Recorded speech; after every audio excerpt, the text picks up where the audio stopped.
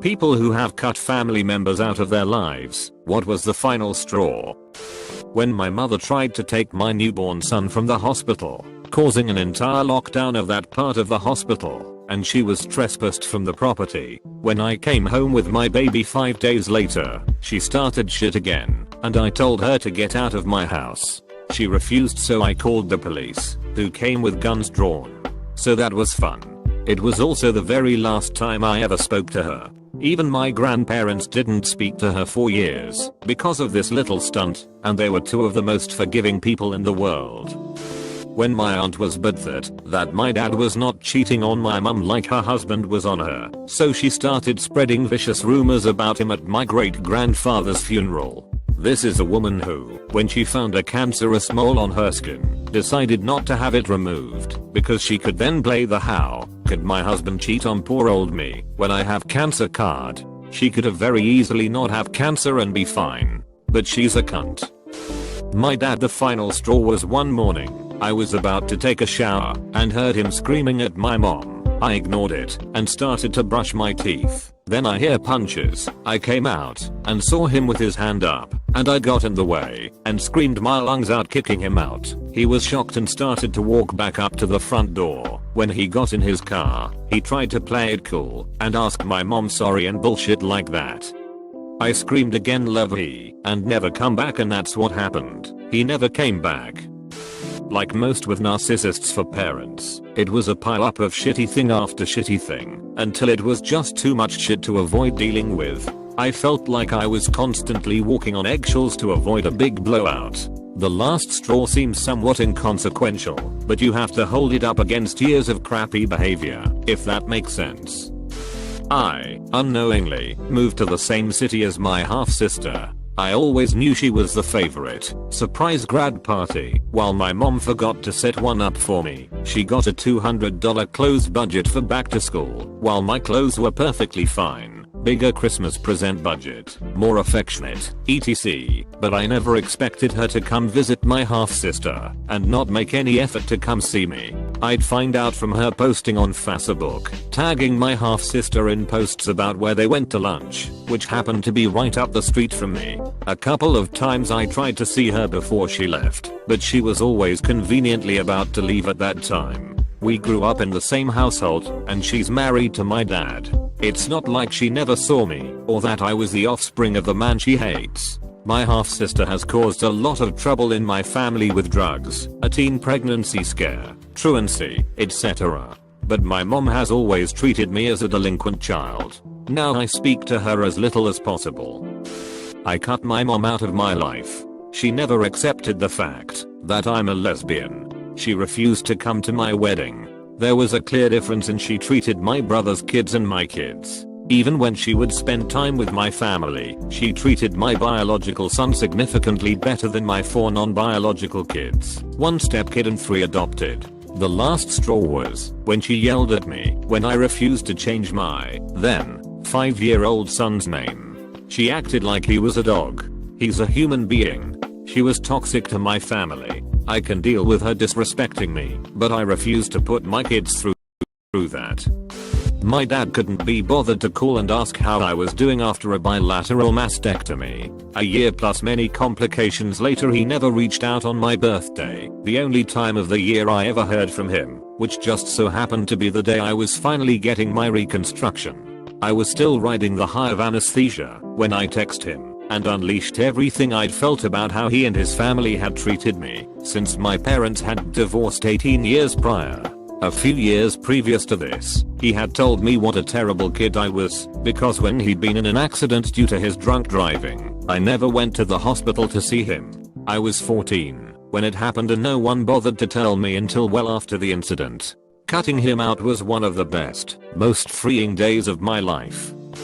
Decided to stop the cycle. Every few years my brother and I would stop talking, usually for some perceived slight on his part, and I would be the mature one and try to reconcile. After about 40 years of this pattern, I decided I didn't want to waste my life with that negativity. We now live separate lives, much like a couple that admitted we were not right for each other. I have no regrets. Life is much better without the drama. A few days after my mom died, I was sued by my dad for the house my brother and I were living in. He left the home 2 years earlier. After 2 months of court appearances, the idiot judge jokingly said, "If you want the house so bad, just go break in." So he did. One day while my brother and I were away, our dad broke into our house and built a makeshift wall at the bottom of the stairs to divide the house top/bottom. We moved out the next week and haven't spoken to our dad or anyone on his side of the family since. After 34 years of being the not favorite child and enduring all sorts of abuse from my mother, dad just ignored what was going on. I called to wish her a happy Mother's Day. She was drunk, which was not unusual. I mentioned something my brother-in-law had said to me the previous week and she flew off the handle for God knows what reason.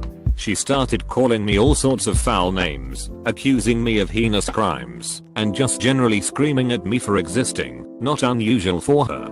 I stopped listening, pulled the phone away from my face, and slowly settled the receiver into the cradle, old style landline. I have never talked to her or my family again. 15 years, and, for all I know, she's still screaming into that phone.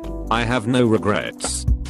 A friend of mine's children were riding in a car that was struck by a drunk teenager, putting his kids in the ICU for a long time and giving them lifelong issues. My aunt bragged about sneaking into a $10 chili dinner fundraiser at the VFW to help pay for the ramp my friend would need on his house. She didn't know I knew the family.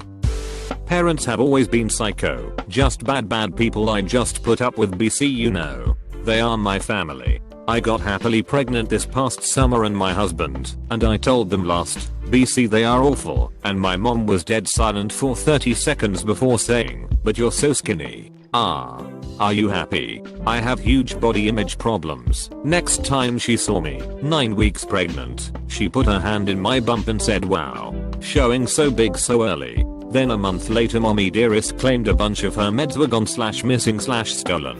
I have medication for anxiety, but I had to stop taking it once I got pregnant. She first called and asked me about filling some of my prescriptions for her prior to her accusing me. I actually agreed, but I couldn't call my prescription from our local pharmacy to a different pharmacy in a different state. Once I wasn't a medication source, I was worthless, and so she pinned being out of medication on me. The story was someone went into her house and got her prescription hash, called it in, and picked it up.